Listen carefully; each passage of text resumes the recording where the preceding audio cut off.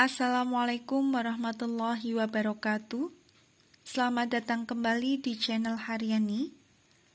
Pada video ini, kita akan membahas aksi nyata pada implementasi kurikulum merdeka dengan topik merumuskan pemahaman bermakna. Sebelumnya, jangan lupa untuk subscribe, like, dan juga komentarnya. Pembelajaran yang efektif adalah pembelajaran yang dapat memberikan makna bagi kehidupan peserta didik di dunia nyata. Juga menggugah rasa ingin tahu peserta didik untuk belajar lebih lanjut. Lalu bagaimana caranya? Salah satunya adalah dengan merumuskan pemahaman bermakna dan pertanyaan pemantik.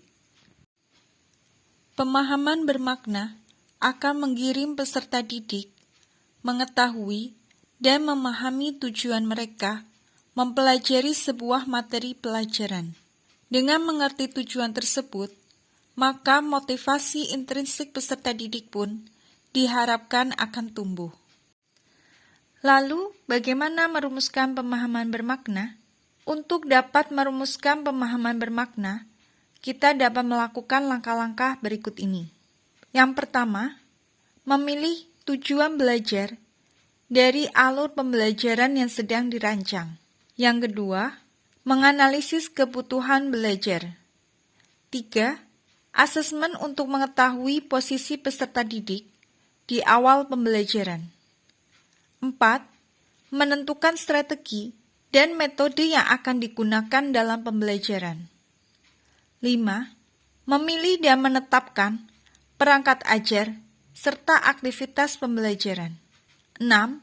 Menyampaikan dan menyepakati target belajar beserta peserta didik. 7.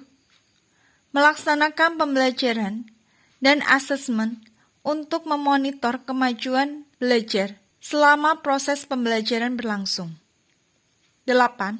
Refleksi untuk menetapkan tujuan belajar berikutnya berdasarkan hasil ketercapaian kompetensi.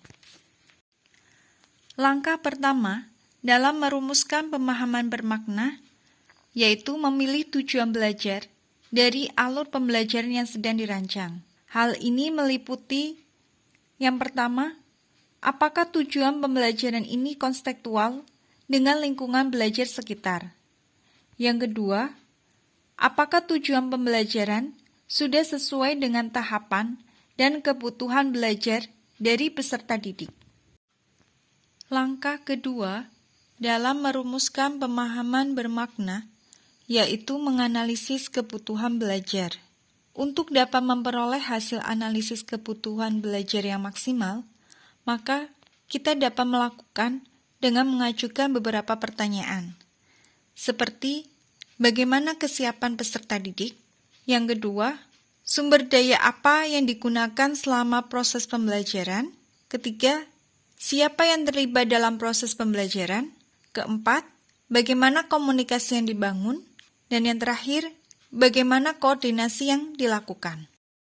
Langkah ketiga dalam merumuskan pemahaman bermakna yaitu asesmen untuk mengetahui posisi peserta didik di awal pembelajaran.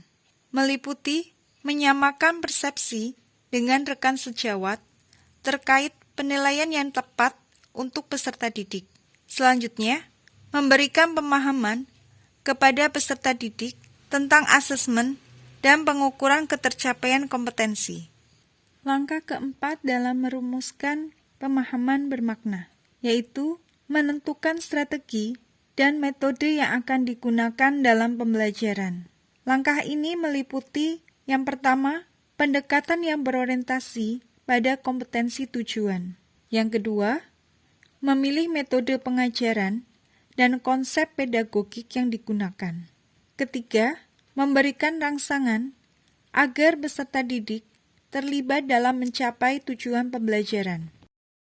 Langkah kelima dalam merumuskan pemahaman bermakna, yaitu memilih dan menetapkan perangkat ajar serta aktivitas pembelajaran.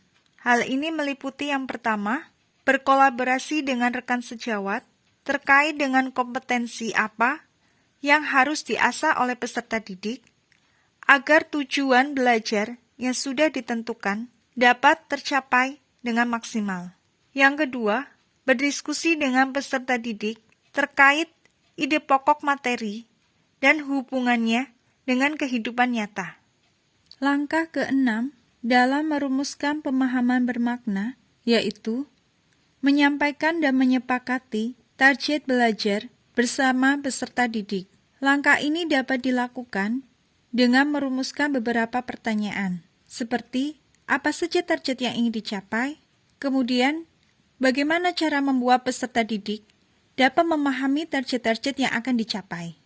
Langkah ketujuh dalam merumuskan pemahaman bermakna, yaitu melaksanakan pembelajaran dan asesmen untuk memonitor kemajuan belajar selama proses pembelajaran ini berlangsung. Langkah ini meliputi yang pertama, guru memberikan umpan balik secara intensif kepada peserta didik. Yang kedua, melatih keterampilan refleksi peserta didik sehingga mereka memahami hal-hal yang sudah dicapai dan bagian mana yang perlu diperbaiki ke depannya. Langkah ke-8 dalam merumuskan pemahaman bermakna, yaitu refleksi untuk menetapkan tujuan belajar berikutnya berdasarkan hasil ketercapaian kompetensi yang ada. Pada langkah ini, guru dapat melakukan evaluasi melalui berbagai kegiatan umpan balik, baik dari peserta didik maupun dari teman sejawat. Berikut ini dokumentasi hasil karya peserta didik tentang pembuatan sungai kehidupan atau River of Life.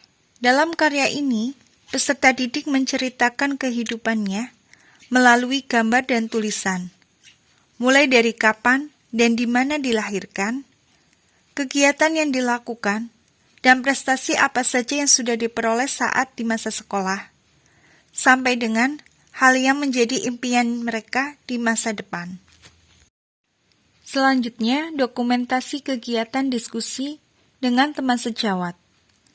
Hal ini untuk merancang bagaimana pembelajaran yang akan dilakukan agar pembelajaran tersebut dapat bermakna bagi peserta didik. Demikian penjelasan video kali ini. Semoga bermanfaat. Bila ada kesalahan, mohon maaf. Dan untuk kritik serta saran, kalian dapat tulis di kolom komentar. Terima kasih. Wassalamualaikum warahmatullahi wabarakatuh.